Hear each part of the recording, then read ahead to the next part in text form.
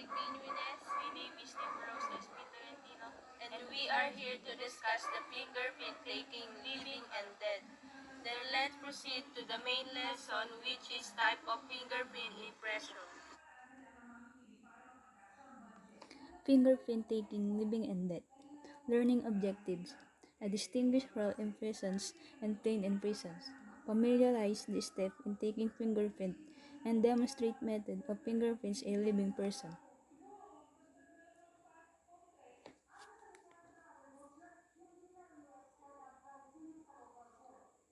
Type of fingerprint impression.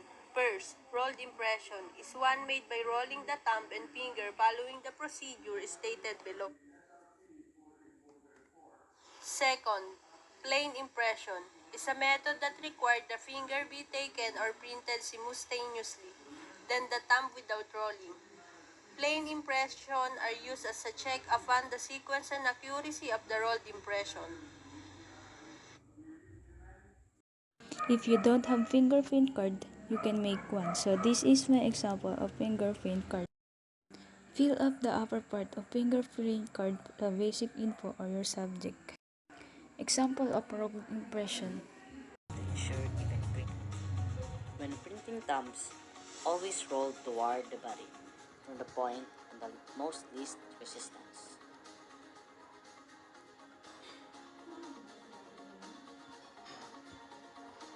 This is repeat on the card. The remaining fingers are rolled them away from the body, exactly opposite of the thumb.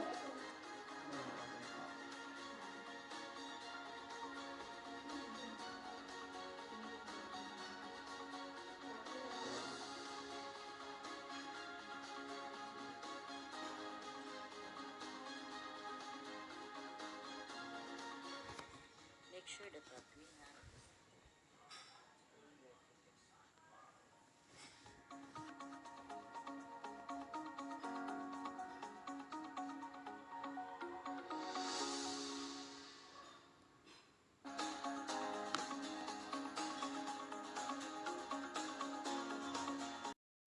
Two types of fingerprint impression. Rolled impression are the upper 10 impression taken individually, which are the thumb, index, middle, ring, and little finger of each hand. These are referred as rolled impression because the finger are rolled nail to nail in order to obtain all available religious detail. Impressions are the impressions at the bottom of the card, taken simultaneously without rolling. The fingers of each hand are printed at a 45-degree angle. The thumbs are printed simultaneously to ensure proper position. These are referred to the plain, slap, or the flat impressions. Plain impression. Equipment is taking fingerprint. Number 1. Fingerprint ink roller 6 times 2. Number 2. Card holder. Number 3. Inking plate or glass slab 6 times 4. Number 4. Fingerprint ink 5. Hand and slab roller cleaner 6. Fingerprint card 7. Fingerprint table. Good day everyone, my name is Jeremy Pangilinan.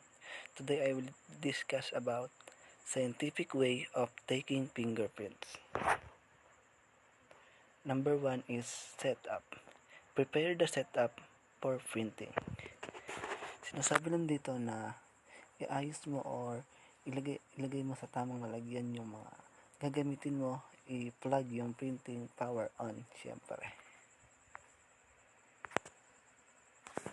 Number 2 is inking the plate or slab. Clean the inking plate or slab thoroughly before the spreading the ink. Nasabihan dito na kailangan na malinis yung inking plate and slab bago kumalat yung ink sa pagpiprint. Number 3 is fingerprint ink. Place the small amount of fingerprint ink on each side, the slab, and in the center. Sinasabihan dito na maglagay ka ng sakto or tamang ink sa slab through the center and start spreading the ink using the roller back and forth until the ink is evenly distributed. Sinasabi dito na simulan na yung pagkakalat ng tinta papunta sa pabalik and completely distributed properly. To check whether or not the ink was spread properly or whether is enough or not, try to print one of your finger or put the slab near the light and brownish reflection is observed. It means you have a good ink for use. Sinasabi dito na check mo muna yung ink kung ito ba ay kumalat or hindi sa maayos na paraan. And check mo rin kung sakto or hindi yung ink na nailagay mo sa print.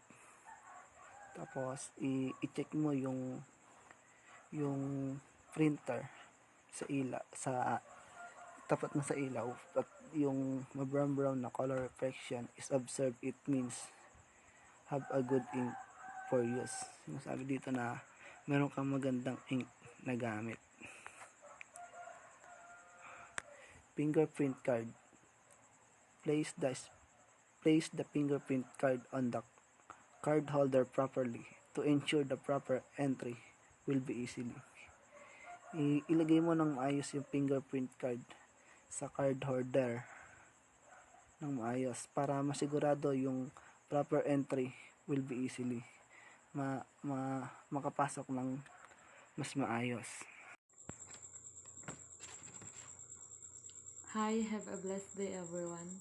I am Christine Joy D. Tagyam, and I will report the scientific way of taking fingerprints number 6 to 10. So number 6, check the hands of the subject. Make it sure that is the clean and dry. So sinasabi lang dito na suriin mabuti yung kamay na pagkukuhanan ng fingerprints at isure na ito ay malinis at tuyo. Kung ito naman ay basa, punasan ito ng isang malambot at malinis na tela na may kasamang alcohol. So next, number 7, the technician should stand at the left of the subject in taking the right hand impression and take the right side in taking the left hand impression. So ang sinasabi lang dito sa number 7, halimbawa is yung kukuhang technician sa kaliwang kamay ay dapat tumayo sa bandang kanan. At kung ang kukuhanan naman ng fingerprints ay ang kanan, tatayo yung technicians sa bandang kaliwa. So, ganun lang yun. Number 8, subject should be instructed to the straight but relax and not to assist the technician in rolling his finger. So, number 8, sinasabi lang dito na yung subject ay dapat na ituro ng maayos at matuwid. At huwag i-assist yung technician habang kinukuha yung fingerprints niya.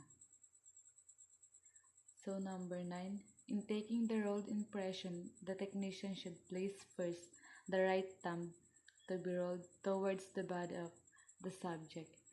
So sa number 9, sinasabi dito na yung pagkuha daw ng impression dapat is yung hindalaki lamang ang gagamitin.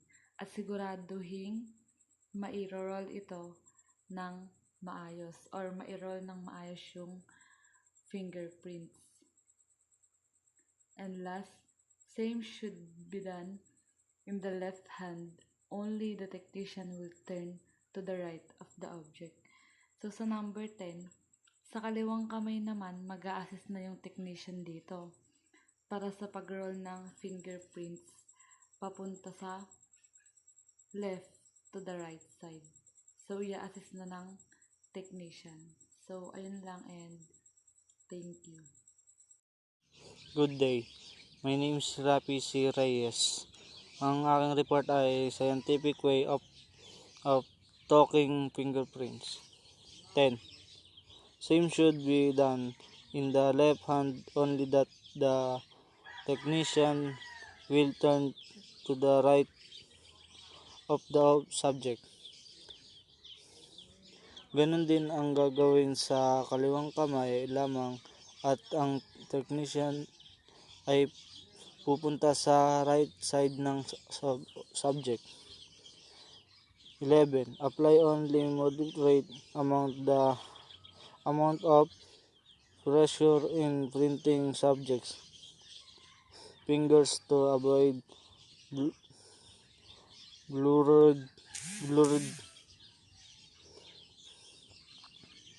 print, but hold the subject and firmly so as to prevent pulling that that may cause smart impression. Gumamit ng katamtamang pressure sa pag-print ng daliri upang maiwasan at maging malabo at hawakan ng mahigpit ang kamay upang maiwasan ang magmukhang pinahid lang. 12. To obtain the paint impression, all the fingers of the right hand should be shed lightly upon the inking plate. Then press simultaneously upon the lower right hand to the card and do the same to the left hand. Para makuha ang paint impression, lahat ng daliri sa kanang kamay ay lagyan ng light pressure sa pag-press sa ink plate at i-press ng sabay-sabay ang kanyang kamay sa card at ganon din sa kaliwang kamay. Good morning everyone. My topic for today is problem in the taking of ink fingerprint. 1. Mechanical operation. Poor impressions are usually caused by one of the following faults. A. Ang sinasabi dito sa letter A, ang paggamit ng mahirap, manipis o may kulay na tinta na nagre-resulta sa mga impresyon na masyadong magaan at mahina o kung saan tumatakbo ang tinta na pinapawi ang mga taluktok. Ang pinaka magandang resulta ay dapat makuha sa pamamagitan ng paggamit ng mabigat na itim na mga printer na tinta. Ang isang i-paste kung saan dapat hindi payatin bago gamitin. Mabilis na matutuyo ang tinta na ito at hindi mapapayat bago gamitin. Mabilis na matutuyo ang tinta na ito at hindi malabo o makapahid sa paghawak. Letter B. Ang sinasabi naman dito sa letter B, pagkabigo na malinis ng lubusan ang ink, patakaran ng pamahalaan at mga daliri ng mga banyagang sangkap at pawis, saninang paglitaw ng maling marka at pagkawala ng mga katangian. Ang cleaner ng windshield, gasolina, bensin at alcohol ay mahusay na mga ahente ng paglilinis. Ngunit maaaring magamit ang mga anumang likido sa mainit na panahon. Ang bawat daliri ay dapat na punasan ng pawis bago i-print. And letter C. Ang sinasabi naman dito sa letter C ay kabiguang igulong ang mga daliri ng buo mula sa isang gilid patungo sa kabilang panig at itinta ang buong lugar mula sa dulo hanggang sa ibaba ng unang fissure. Ang resulta o ito ay ang mga lokal na punto ng mga impresyon ay hindi lilitaw. Ang buong ibabaw ng daliri mula sa mga punto hanggang sa dulo at mula sa gilid ay dapat na lumitaw. Letter D. Ang sinasabi naman dito sa letter D, ang paggamit ng maraming tinta ay nagsasanhi ng pagwawaksi o pagtatakip sa mga ridge. Ang isang nawalan lamang ng isang tubo at sa ink plate ay sapat na para sa maraming mga hanay ng mga kopya. Dapat itong ikalat o sa pamamagitan ng pag-ikot. Letter E. Sinasabi naman dito sa letter E, hindi sapat na tinta na nagresulta sa mga ridge sa ilaw at mahina upang mabilang o masubaybayan. At last, ang letter F. Sinasabi naman dito sa letter F, pinapayagan ng mga daliri na madulas o paikutin na magreresulta sa smear, blurs at maling paglitaw ng mga pattern. Ang mga daliri ay dapat na gaganapin ng gaanong walang labis na presyon. Number 2 is temporary disability. So sa letter A, kung may sugat daw kasi hindi makukuha ng maayos yung structure ng fingerprint. So the solution is kailangan munang pagalingin para mas makuha ng madali yung structure ng fingerprint. So sa letter B naman, sa mga nagtatrabaho naman such as carpenter or etc. Na minsan nagagasgas or nasisimentohan yung fingerprint. So the solution is to rub the lotion or to rub gentle the lotion or any essential oil to para makuha mo yung structure ng fingerprint. So sa letter C naman, kapag pasmado naman daw ang kamay, sa mga taong pasmado yung kamay, kasi kakalat ang ink once na basa yung daliri. So, ang kailangan mo nang gawin is punasan lang daw ng clothes yung kamay bago ilagay sa finger card. Kailangan kasi dry. Kailangan madry yung finger. Then, lagyan agad ng ink. Tapos i-roll sa finger card or fingerprint card. Sa letter D naman, basta kapag kamukha halimbawa ng structures ng ridges ng baby kasi medyo ano yun,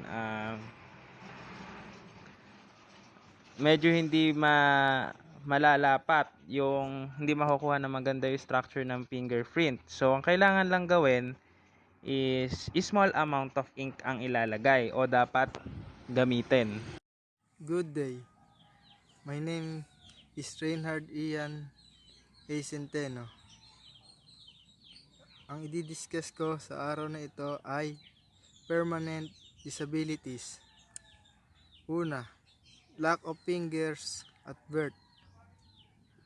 Solution: the notation missing finger of birth or some similar notation be made in the individual fingerprint block on the card.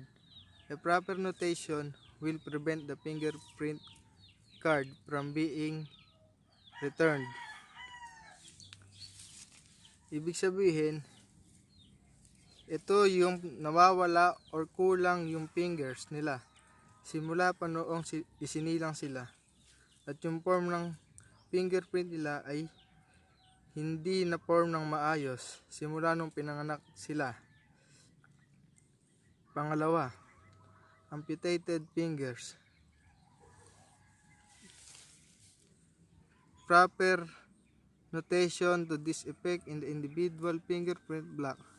It is suggested that is the portion of the first joint of a finger is amputated. The fingers should be inked and printed. Ito naman yung fingers na injured, for example, na aksidente ka tapos naputol yung kamay mo. Ang isang pagputol ay ang pagtanggal ng hindi sinasadya o sa pamamagitan ng operasyon. ng isang bahagi ng katawan. Ang mga pag-aaway sa kamay ay karaniwang resulta ng isang pinsala sa traumatiko, ngunit maaaring ito ay isang resulta ng isang nakaplanong operasyon upang maiwasan ang pagkalat ng sakit sa isang nahawang daliri o kamay. Pangatlo, bent or crippled fingers and certain deformities. Solution: A notation to this effect should be in the fingerprint card in the proper individual fingerprint block. However, it is believed that these extreme cases are rare. It is suggested that the special inking devices used for taking the prints of deceased individuals be used in taking an ink impression of the bent or crippled fingers. Ito naman yung balubaluktot yung fingers nila, or kaya nilang baluktutin yung fingers nila para din siyang clinodactyl na kung saan na ang iyong anak ay mayroong abnormal na baluktot o hubog na daliri. Karaniwan itong sanhi ng abnormal na paglaki at pag-unlad ng maliliit na buto ng daliri. Tinatayang maapektuhan ang tungkol sa 10% ng pangkalahatang populasyon sa iba't ibang degree. At ang panghuli, deformities, more than 10 fingers. Solution: if a subject has more than 10 fingers, as occasionally happen, the thumb and the next 4 fingers to them should be printed, and any finger left over should be oriented in the other side of the card with a notation made to the effect that they are extra fingers. Ang hinlalaki raw at ang sumusunod na 4 na fingers should be printed, at ang natitirang mga daliri be oriented sa kabilang side ng card na may tamang notation to the effect na sila ang natitirang daliri. Good day, my name is Fernando Jose S. Feliciano. I discuss the waved fingers. Waving of the fingers or the toes is called syndactyly. It refers to the connection of two or more fingers or toes. Most of the time, the area are connected only by skin. Ang waved fingers daw po ay tinatawag na syndactyly na tumutukoy sa dalawa or higit pang mga daliri na magkakonekta. At sa ngayon, ang mga gantong inborn ay magkakonekta lamang sa pamagitan ng balat. 2. Split thumbs. Thumbs having two nails joined are classified as if the joint toward the outside of hand were not present. In other words, the inner joint is used and not consideration whatsoever is given to the outer joint. Yung split thumbs naman daw po ay ito ay thumb na may dalawang kuko na parang buto sa labas ng kamay na hindi na develop. Post-mortem fingerprinting or taking fingerprint of deceased individuals. The fingerprint have frequently been instrumental in establishing the correct identity of person killed in an airplane crash and incorrectly identified by close relatives. Yung fingerprint daw po ay madalas na nakakatulong sa tamang pagkakakilanlan ng isang tao na namatay sa airplane crash o sa walang tamang pagkakilanlan ng mga kamag-anak. Good morning, ma'am. My name is Charles Stradley G. Madrid. My report is all about fingerprinting of newly dead from Tukay Iwan-7. Fingerprinting of newly dead. When the fingers are flexible, it is often possible to secure ink fingerprint impressions of the deceased person through the regular inking process on a standard fingerprint card. Experience has proved that this task can be made easier if the deceased is laid face down and palms down on a table. In all cases where ink impressions are to be made, care should be exercised to see that the fingers are clean and dry before inking. If necessary, wash the digits with soap and water thoroughly. To procure fingerprints by regular method, it may prove more convenient to cut the 10 squares onward for the rolled impressions from a fingerprint card. After the finger is inked, the square is rolled around the finger without letting it slip. Extreme caution should be exercised to see that each square are properly taken. The 10 squares bearing the impression are pasted or stamped to standard fingerprint card in the proper position. Whenever possible, the plane or simultaneously pressions should also be taken. In some cases, it will be found necessary to obtain or improvise a tool similar to a broad-bladed putty knife or spatula to be used as an inking instrument. The ink is rolled evenly and thinly on the knife or spatula and applied to the finger by passing the ink knife or spatula around it. The tool, of course, places the usual glass inking, glass slab or plate, the use of which is extremely difficult or awkward when printing a deceased person. Sinasabi dito kapag ang daliri ay flexible, madalas mas secure ang fingerprints ng namatay na tao sa pamamagitan ng regular na proseso which is inking process. Napatunayan ito sa pamamagitan ng experience na kung saan ang gawain na ito ay maaaring gawing mas madali kung ang namatay inilatag at nakahanda sa mesa.